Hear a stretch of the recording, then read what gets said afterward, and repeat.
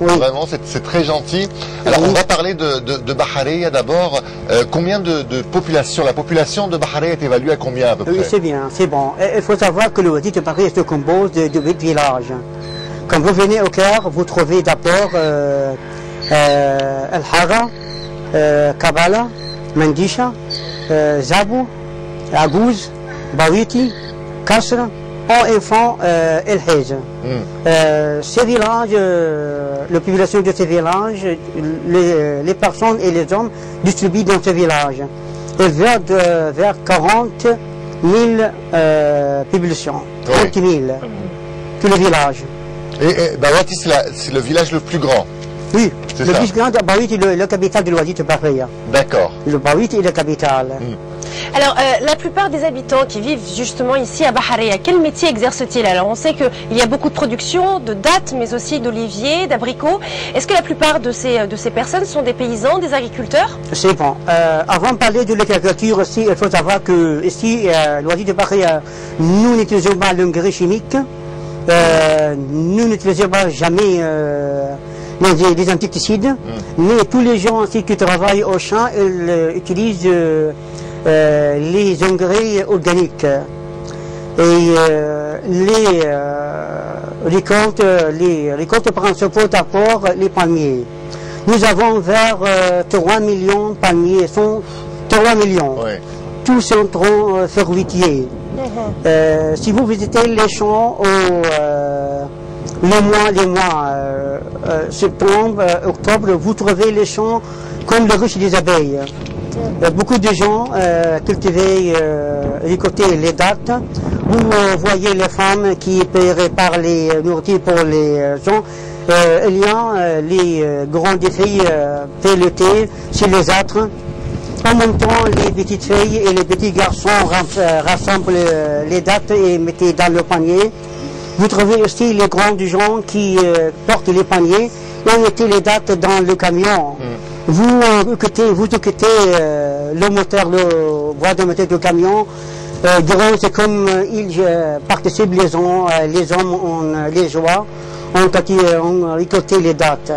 Après, c'est fini, récolter les dattes. Nous transportons les dattes sur les maisons et la rôle des femmes commence. Nous mettons les dattes sur le terre en face de le soleil. Parce que peut-être il y a quelques dates n'est pas du tout beau, être mûres bien. Et après 5 jours, les femmes commencent à séparer la date de mauvais état et les dates de bon état. Je ne veux pas dire que les mauvais états, c'est-à-dire notre récolte pas bien, mais quelques dates sont maigres, quelques dates ne trouvent pas beaucoup de temps pour pur. Après cela, nous mettons les mauvais états de côté à côté pour utiliser comme le foragère pour les animaux. Pardon. Justement, vous avez parlé de 3 millions environ de dattiers, là vous parlez des dates. Est-ce que ces dates, c'est pour envoyer ça au Caire ou est-ce que vous exportez ça à l'international aussi? Oui, je parle de ça, c'est bon. Ouais. Quand c'est fini, nous avons aussi le Wadi vers 30 usines de fabrication les dates. Il y a deux sortes de dates ici, les dates mous et les dates sèches. Les usines utilisent les récoltes de dates de deux sortes. Elles mettent des pâtes de dates. De dates et mettez dedans amandes et les noix. Vous exportez pour les pays comme Malais, Singapour, Chinois, Japon. Nous sommes très connus avec ces pays. Beaucoup de clients viennent de ces pays pour acheter une récolte des dates. En même temps, il y a autre industrie mais locale. Pour cette récolte, nous, la mélasse. Oui. D'accord, la mélasse. Mais les gens aussi, elles s'appellent miel. Mais ils préfèrent le la mélasse. Comment? La mélasse se trouve seulement en été. Nous mettons les pâtes de dattes en boîte de métal. Et au vis, il y a à la base de ce banc, il y a au vis La chaleur de juin et août, avec les postures des dattes, nous trouvons la mélasse en grande quantité. Les femmes mettaient les dattes, les mélasses en bouteille très propre et le vendent pour les supermarchés. Beaucoup de gens aiment beaucoup ce mélasse. Ouais. Alors les gens ici, on peut dire qu'ils sont où ils travaillent dans l'agriculture ou dans le tourisme aussi qui s'est beaucoup développé dans la région. Il y a beaucoup d'autres travail. Parfois, et ça on dit la côté des abricots, des olives. Oui. Nous avons aussi une industrie. Les olives ici de sorte, les olives verts et olives noires. Nous avons aussi une industrie compétitive sur les côtes. L'huile des olives. Il y a aussi vers 20 à 30 pressoirs pour écraser les... Ce pressoir se compose de parties de pierre, très lourdes, très unies. L'un de ces pierres est perpendiculaire, l'autre est en sorte que s'attache sur la terre. Oui. Après, les manuels, parce que le pressoir manuel donne beaucoup de chance pour l'utiliser pour écraser entièrement. Oui. En même temps, quelqu'un, deux personnes tournaient le perpendiculaire pierre 3 fois ou 5 fois pour écraser les olives noires.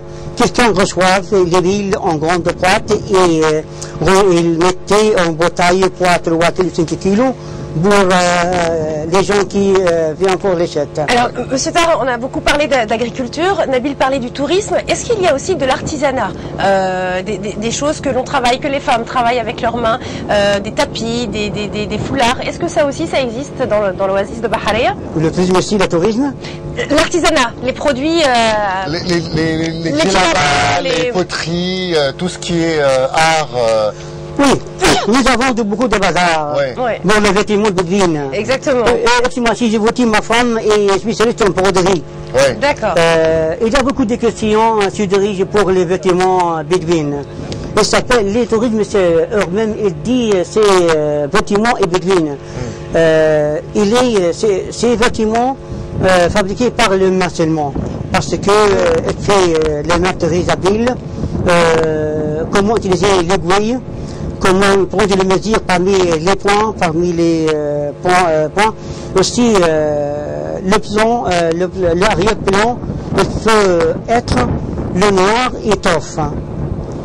Aussi, comment utiliser l'aiguille. Depuis 100 ans, les femmes utilisaient ces vêtements. Quand vous mariez, elles portent ces sortes de vêtements. Parfois, elles mettent des pièces et des ors sur les épaules, sur les bitumelles. Les femmes pauvres mettaient les pièces d'argent sur les épaules, sur les multidinales. En même temps, même maintenant, tous ces vêtements de bédouines pour le crime musulman. Mais les femmes ici, les filles portent comme le cœur. Mais ces vêtements, c'est même pour le tourisme. Parce que, justement, alors, vous avez parlé des traditions. Est-ce que ici, les gens, vous avez d'autres traditions que les nôtres, par exemple? Bon. Je ne sais pas, par exemple, le mariage, le rôle de la femme, par exemple, à Bahareya, qu'en est-il? Voilà, c'est bon. Je vous tenais beaucoup de traditions à l'origine de Bahareya. Quand il y a la noce, la famille qui fait la noce, il faut égorger 2 bœufs, 3 bœufs. Il est honte si vous offrir le poulet. D'accord. Il est honte. Aussi, il faut être riche pour ça. Voilà, exactement. Il faut être riche pour ça. Parce que nous avons beaucoup des animaux aussi. Très purs, notre aliment très pur, parce que nous n'utilisons pas quelque chose aussi pour les animaux.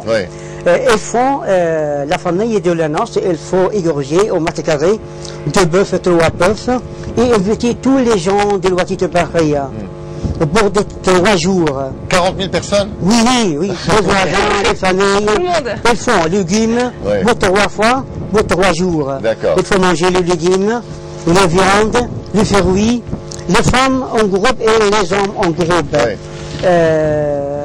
le nuit de le mariage, la femme qui va marier, elle porte la robe blanche comme le terre dans le vêtement, d'accord.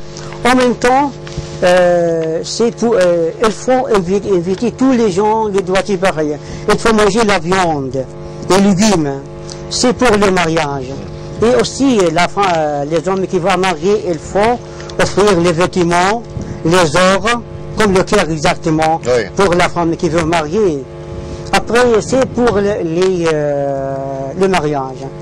Quand il y a quelqu'un mort, il y a un problème. Tous les gens, il faut aller au cimetière pour soulager la femme, les familles qui quelqu'un mort. Quand il revient à la maison, les voisins seulement. Les voisins, il faut inviter toute la famille qui a mort pour 3 jours, pour 3000 en petit déjeuner, le dîner, et aussi le déjeuner. Mais vous passez votre temps à vous inviter. Est-ce que ça veut dire justement qu'il y a un côté chaleureux chez les gens qui sont ici?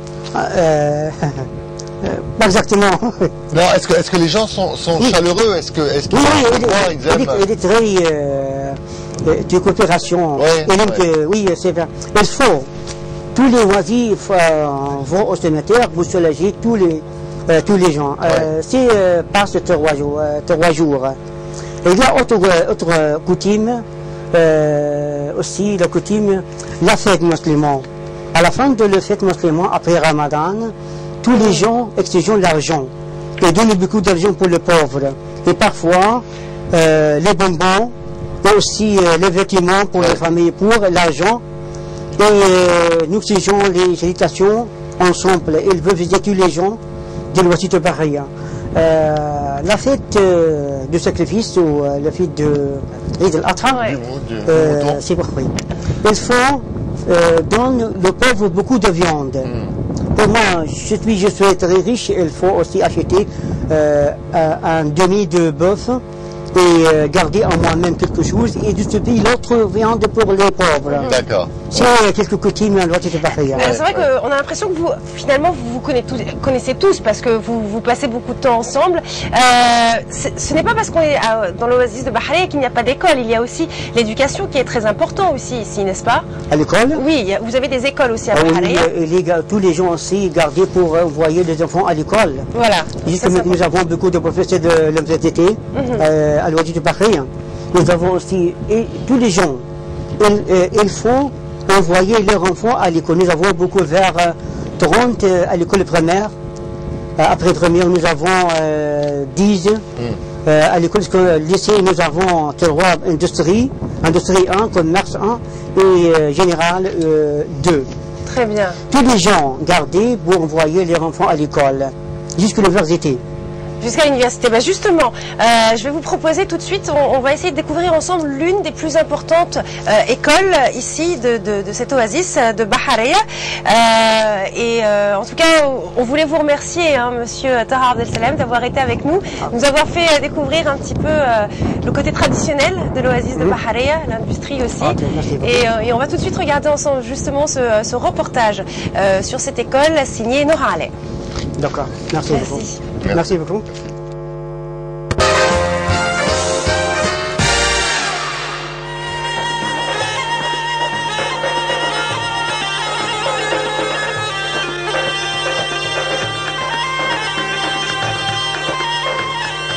Bien que l'oasis de Bahreïn soit une petite ville, niveau éducation, elle est en très bonne posture.